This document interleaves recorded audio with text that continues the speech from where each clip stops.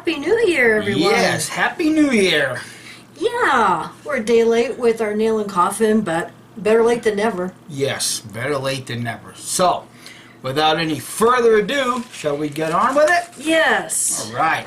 We're going to start right here, guys, right in the center. Since this is the last one, doesn't matter where they go now. We got plenty of room.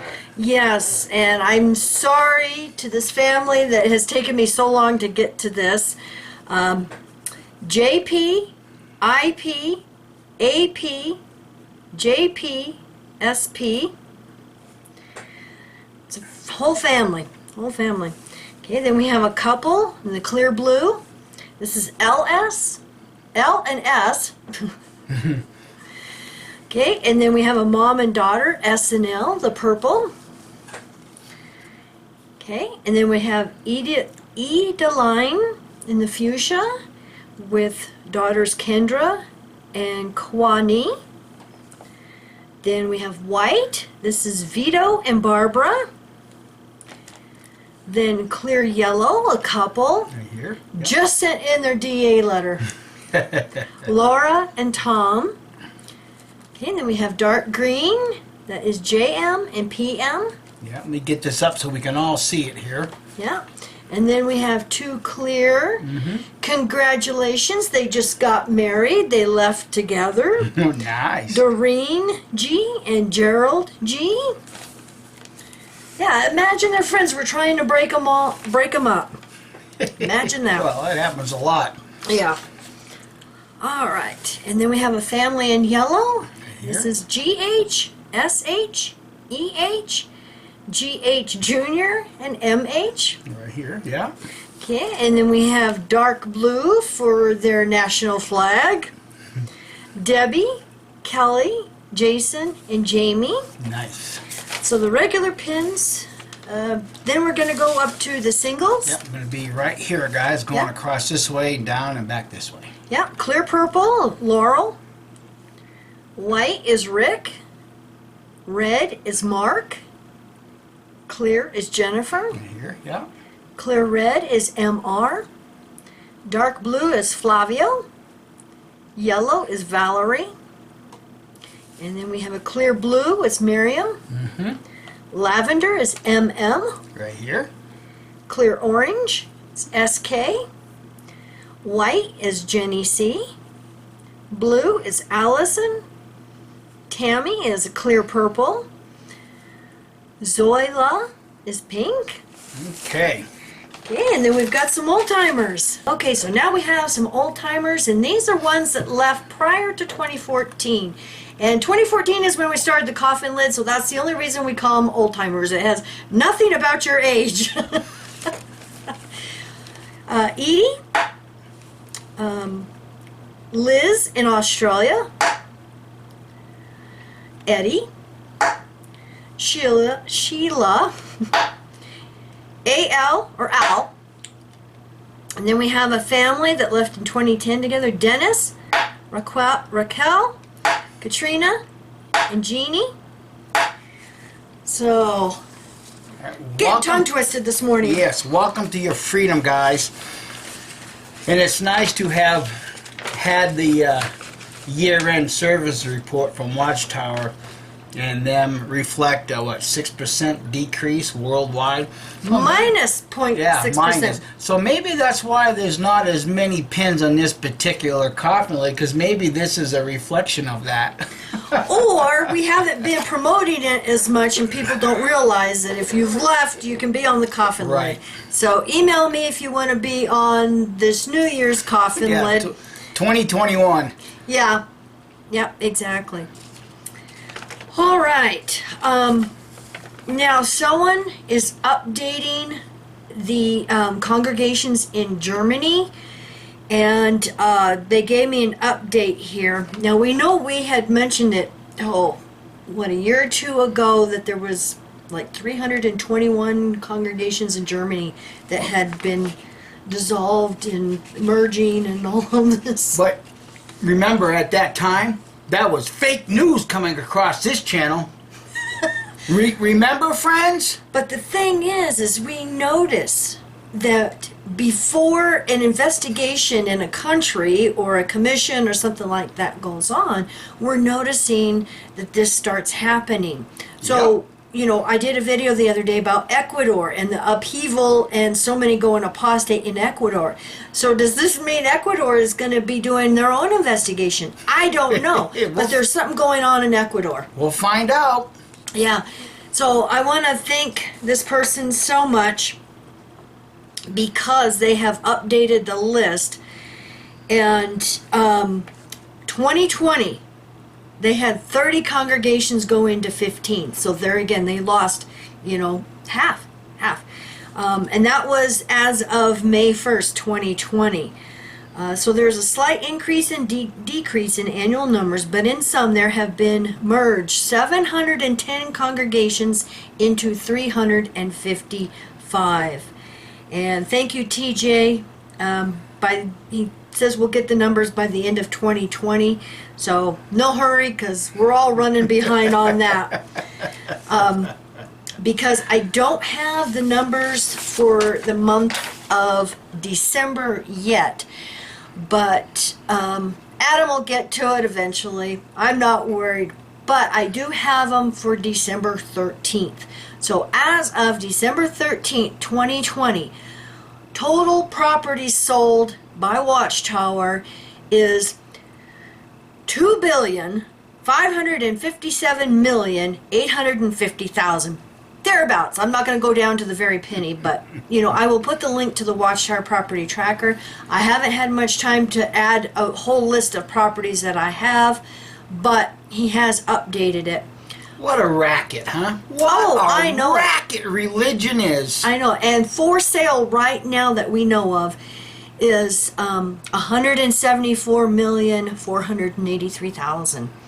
Total property sale portfolio at this time is $2.7 billion. See, and this is just the ones we know about. How many we don't know about? That's right. Your guess is as good as mine. Now, I thought this was funny. Thank you, Jay. I just wanted to mention, because this is so typical and it's very humorous. It's sad when you're going through it at the time, but it's humorous.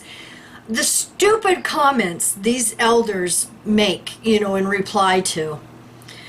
My last shepherding visit at my home, the elders wanted to find out why I was skipping meetings. I asked the congregation overseer in a very calm voice, why is it I am happier when I don't attend meetings? His reply was, and Jay says he will never forget this, the temporary enjoyment of sin is always more pleasurable than serving Jehovah. Oh, so now we know why they torture us with boring meetings. Yeah. Wow.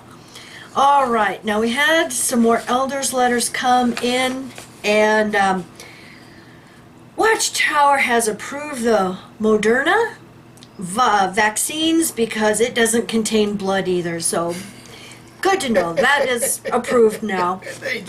They just don't see what's coming, do they? They just don't see it. Yeah. Now, I did get some letters from the Disaster Relief Committee to selected bodies of elders assigned to the COVID-19 disaster relief, and I'm not going to say where it's from. Dear brothers, for several months, publishers have been benefiting from a supplemental food program organized through the Disaster Relief Committee arrangement. The primary source of food items has been through a program sponsored by the government. However, primarily to improve the safety of all involved, the branch has directed that this arrangement be suspended at this time. Of course, it will remain as important as ever to ensure that those in need of assistance are cared for. Please note additional details regarding how food needs of our brothers and sisters will be met at this time. Okay, can I interject something right here? Let me go back and reread this for you Jehovah's Witnesses to pay particular attention. Because when this food program first came out, we ran a secretly recorded meeting, Zoom meeting, where the elder says, this comes from Jehovah. Jehovah provided this. Here's the lie. Either Jehovah provided it or you're being told the truth. The primary source of food items has been through a program sponsored by the government. Not Jehovah, the government. Not even your organization.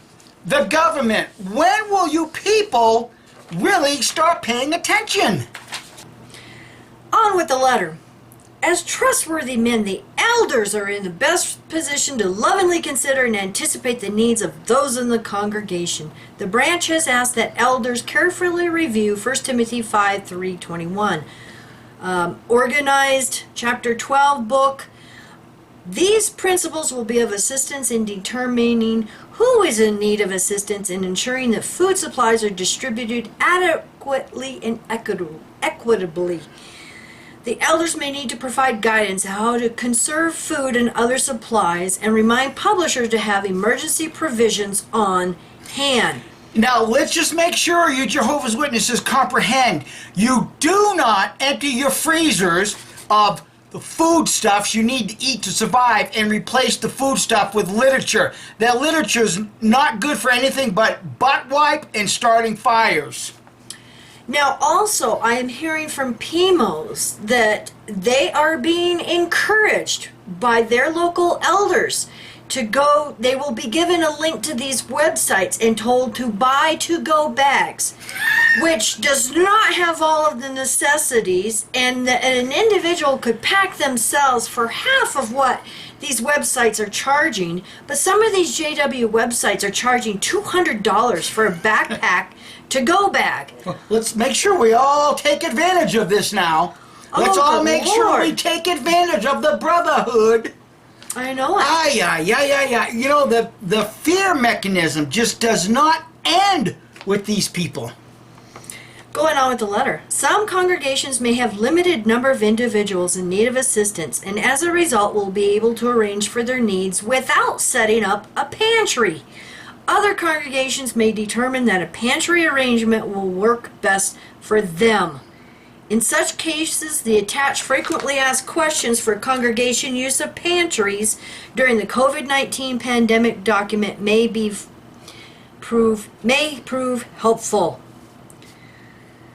Congregation publishers should be aware of the arrangement and be given the opportunity to assist those in need, supporting the arrangement in whatever manner their circumstances allow. Additionally, separate congregation or circuit accounts should not be set up to fund purchases. So they're putting this back on the congregation instead of the branch doing this with the disaster relief. Now it's going back to the congregation and the elders. Because certain things have come to light. Yeah. Now here's the frequently asked questions. And the first one is, if a pantry is deemed necessary, where should it be located and what size should it be? Safety is of prime importance. A location with secure access that allows for those assisting with managing and distributing food items to follow COVID-19 safety protocols is vital. For example, an area of a brother's enclosed garage allows for safer access than a spare bedroom inside of his house. Smaller pantries needing only a few shelves are easier to manage and stock. And then they just go on to, if... Control. Yeah. And it's great that they're going to help their congregants, but I know of some who are fading and not in the, at every single Zoom meeting, they're not getting anything. No, of course not, because it's a cult. It's a destructive cult. Yeah. How can pantry provisions be made available to those in need? It often works best if provisions are packaged together and delivered to the homes of those in need through the field service group arrangement rather than publishers visiting the pantry to obtain needed items. And it's just a lot of rules and regulations and all of that. Now, many of you are just waking up and asking questions and doing your research. And I had someone ask me for some information and if I knew about the Menlo Park scandal. Now, those of us that have been out for a while and done research, we know all about Menlo Park. Yep. Now, I'm going to put the link down below to, it's a site called JW Leaks. This website has tons and tons of documents of back and forth. It took this body of elders and the Watchtower years to fight this through the legal system. So there is a ton of documents. Just scroll down and, you know, all of those different PDFs, grab them and read them. And I just want to give you an example of some of the gold that is in these documents. Now, this is from document 129, part 5, page 26 of 50. And it looks like it's a testimony of one of the elders that was removed. Now, many of us know that the group of elders, if I remember correctly, Watchtower was coming in to take over the Kingdom Hall, and they wanted to sell it or something or other. You know, it's been a while, so I don't remember all the details. Well, they removed the body of elders, put in the elders they wanted, the ones that they could manipulate, and then the property was sold. Yeah, it was a hostile takeover. Yeah, that's what it was. Of a See, they own the congregation. They own their own congregation. And Watchtower came in and basically did a hostile takeover. That's right. Well, that's what these people do. Yeah. And it's a huge scandal. Well, they just sold the Kingdom Hall. Because like I said, they've been fighting this for years. And it was like $1.2 million. It was over $1 million worth, you know, this Kingdom Hall. But I just wanted to read, you know, part of this testimony here. And this is why it's great to grab these documents. Because these are court documents. And they even got the bank involved in all of this. Because, let's see, and also because if there was an intent to initiate a money laundering framework using bank accounts associated with the Menlo Park Congregation of Jehovah's Witnesses Incorporated, I believe that the individuals involved in the scheme would have already known that our body of elders would not have participated in such a criminal act. In view of their standing intent to implement said laundering ring, we would have to be removed first. So he's talking about a money laundering ring that was going on. Like I said, you know, this is just a little tiny glimpse of what is in these documents. In order to execute any act of deception against the members of the Menlo Park Congregation and the members of Menlo Park Corporation, we would have to be taken out of the way. Because they knew we would not do that. I would never get on stage and lie about the financial condition of the corporation to the members. See, and this is why Mike and I have been saying for years, is look at this as a corporation, a business. These elders obviously were being asked to get up on stage and lie about the financial condition of the corporation to the members. That means they were being told to lie to the rank and file sitting in that audience at that Kingdom Hall. He goes on, you would not do that. Arlen St. Clair would not do that. George Stock would never do that. Ernest Breed did do that, which as much accounts for why he's in that position. If anything else, because of his willingness to respond to a directive to give a false financial report, which under the laws of California constitutes a crime. See, and that's why Watchtower wants these company men in there, because they will do anything to protect Watchtower. You know, under the facade that they're obeying the God of the universe, Jehovah, right? Yeah, exactly. You know what? I've said it before and I'll say it again. Rutherford was absolutely right. Religion is a snare and a racket. Now at the bottom of this document, line number 24, it says, now in that moment we're no longer talking about religion. We're talking about a criminal act. So, like I said, I'll put the link down below to these documents. It's really good to get all of these. And there were some in this list that I didn't even have, so I was able to grab those. So, good. You know, and I keep forgetting to go to this website to get the documents. But it was interesting because I did not read the full court transcript, but at one point the circuit overseer, and I forget his name, claimed he was in the military, that he was a veteran. And they even have the document in this line of documents that they contacted the United States Military Department, and they got a letter back saying that they had never heard of this person. So the circuit overseer lied, which makes me wonder about Anthony Morris. That's right. Claims he saw action. I think the only action he saw was... Well, see, that's the reason why we don't have the Grim Reaper with us, because he actually tied one on last night with Tony Morris the Turd. Too much partying last night. Yes. All right. Now, one of the last things I want to cover is the Mormon Church is being sued for allegedly covering up the Boy Scout sex abuse. Now, we kind of suspected there was a connection between the two because, our Mormon friends, he was heavily involved in the Boy Scouts. Mm-hmm. Heavily involved. I mean, I've even done some rendezvous with the Boy Scouts here in New Mexico. Yeah, and we know that they have been disbanded basically and have filed bankruptcy because of all the abuse allegations. And these lawsuits are probably going to be going on for years. And some of the states, I believe, within the next month or two is going to be the deadline for the, survivors to come forward and file these. But I was really surprised that there was a connection with the Mormon Church. So I'm going to put the link down below to the Huff Post. Comes out of Phoenix.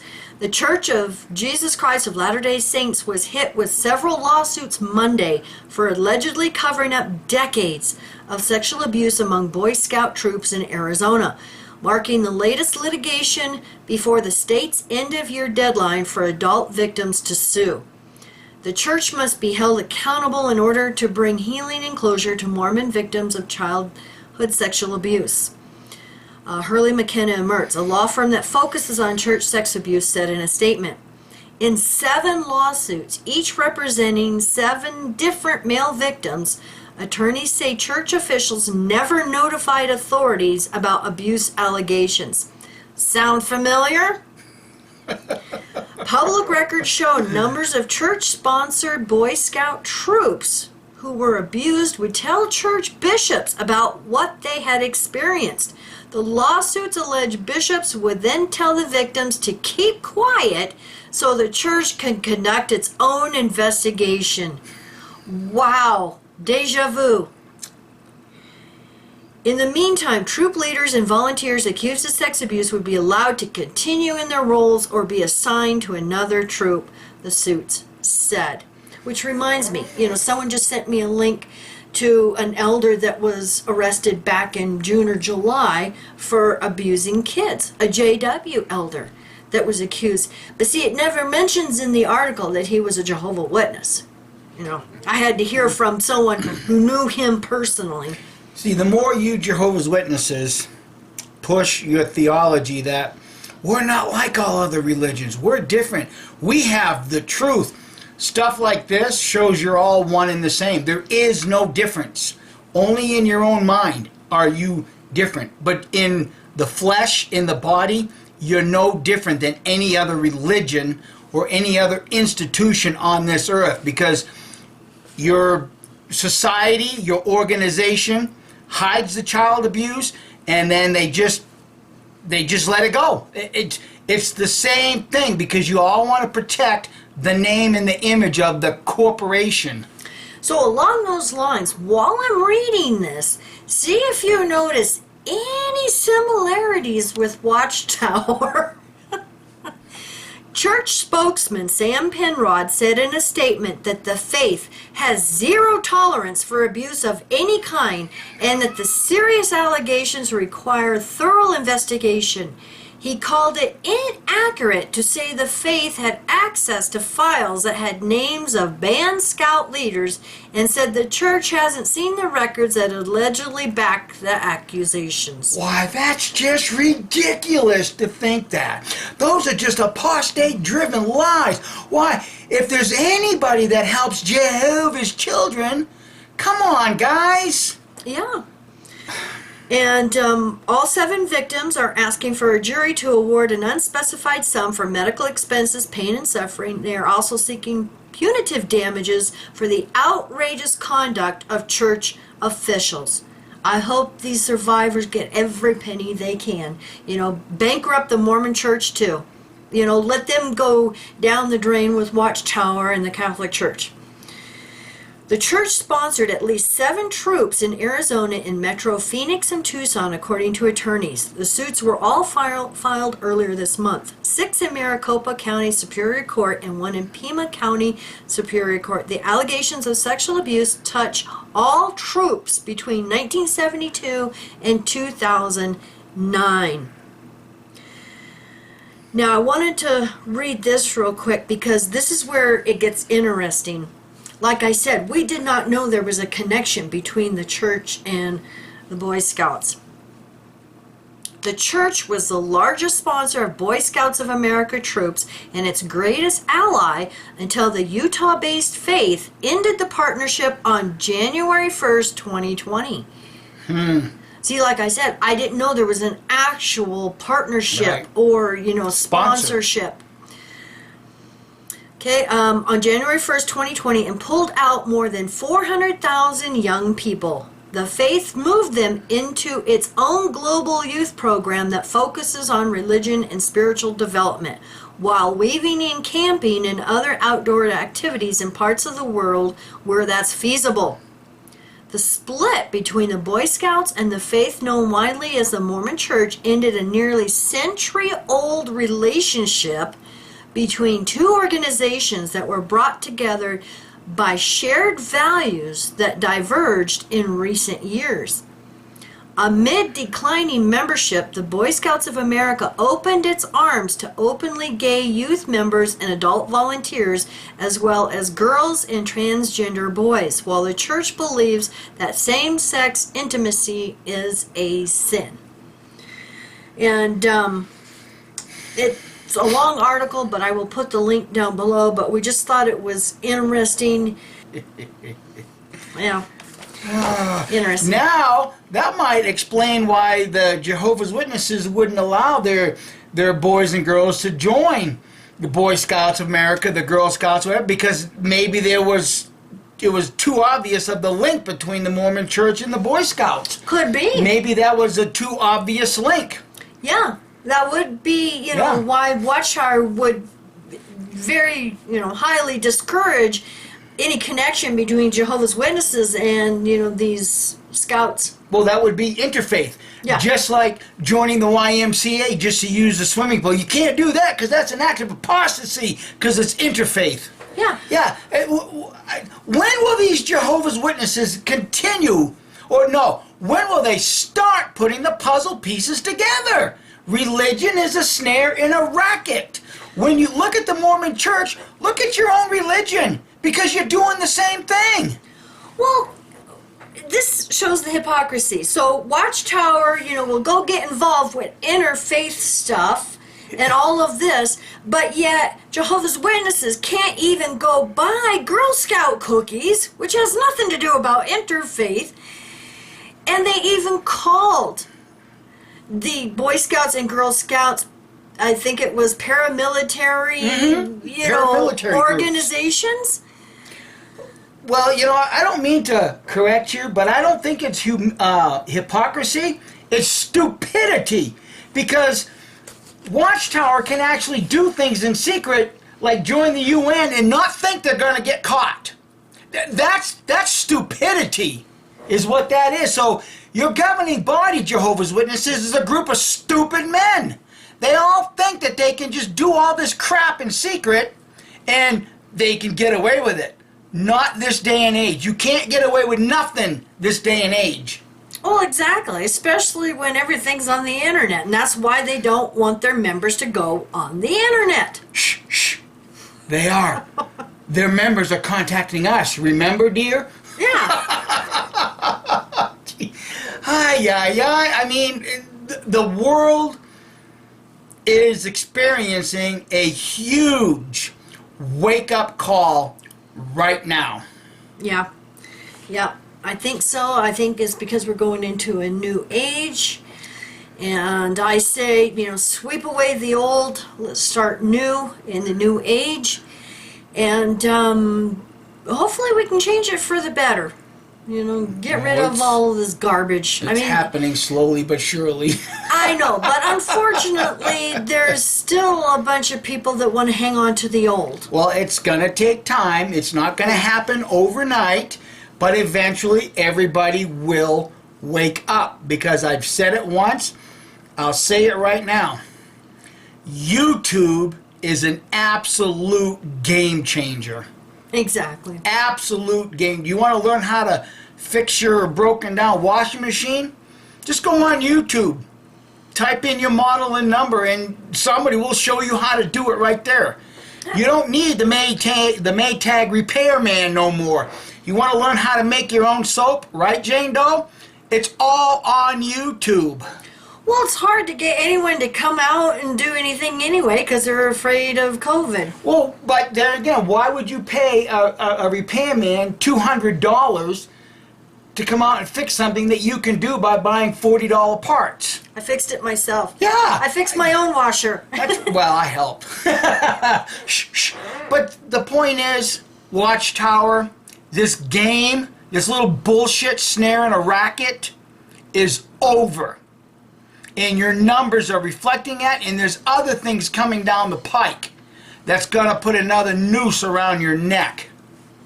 Yeah, but shh, shh, shh. Shh, shh. We don't know anything about that. No, we don't. No, Yeah, don't want to give Watchtower a heads up. Nope. So, thank you so much for watching, and thank you all of you for making it a great year. Well, maybe not a great year because it's been a rough year for all of us. But, most of you have made it better, and you have been giving a lot of love and support to those leaving. So we appreciate, all that what you guys do behind the scenes in getting this information out. And a lot of times getting the information to us because we just can't possibly, get all of this. And we want to thank all of you who have subscribed and watched our videos. We're so glad our videos have helped you. And without all of you, we wouldn't have this channel. Oh, there'd be no reason to do this. Yeah. There'd be no reason to do this. Yeah, exactly. And all of you are the reason we keep doing this and putting up with the nonsense behind the scenes. Yeah, yes, that's the biggest thing. There's a lot of nonsense. Yeah. And it's interesting without going into any great detail. Even though you may leave Watchtower and you understand the whole concept of cult mentality, group think, there are some people that embrace group think only from a different perspective. When you involve yourself with group think, you are no longer an individual. You're part of the collective. You're part of the sheeple. Yeah, and why they feel they have to come after others Well, who don't believe the same way they do, I have no idea. The cult identity is hard for a lot of people to fully identify and shake away. It's difficult. Yeah. But it takes a tremendous amount of research, a tremendous amount of thinking for yourself. And that thinking for yourself has to be based on viewing both sides, if not four sides, of an argument. Yeah. So thank you, everyone, and we hope to see you some more in the new year, and let's hope and pray for a better 2021. It makes you wonder, can it possibly get any worse? And it's like, yeah, it could. Oh, yeah. It could. It could. You don't ever say that because it can always get worse. That's right. So we love you, and you all have a wonderful weekend. Bye.